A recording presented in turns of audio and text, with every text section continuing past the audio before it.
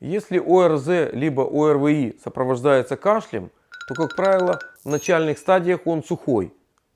И здесь принципиальное значение перевести сухой непродуктивный кашель во влажный продуктивный. Только таким путем можно очистить органы дыхания от того, что их раздражает. От бактерий, от вирусов, от их продуктов жизнедеятельности, от других каких-то веществ, которые могут нарушать, раздражать бронхи, раздражать рецепторы и вызывать, собственно, кашель. И первое ключевое слово в этом вопросе – это вода. Мокрота, которая выделяется в органах дыхания, более чем на 90% состоит из воды. Если воды не хватает, мокрота выделяется вязкая, густая, она может перекрывать какой-то бронх и провоцировать развитие в этом бронхе или в части легкого, который дренирует этот бронх, очага пневмонии.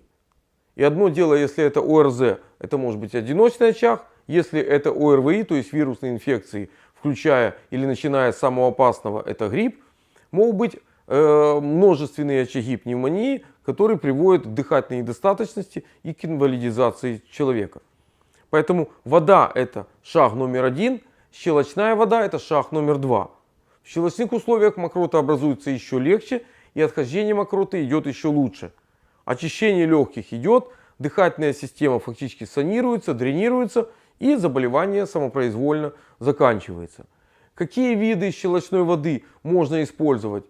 По-разному. Можно просто к воде добавлять пищевую соду, но лучше использовать щелочные воды. Они, как правило, содержат более богатый химический состав и мягче действуют и на пищеварительную систему, и на дыхательную систему. Поэтому в лечении заболеваний органов дыхания очень важный момент.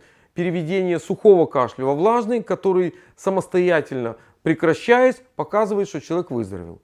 И ключевое слово в этом вопросе – это щелочная вода.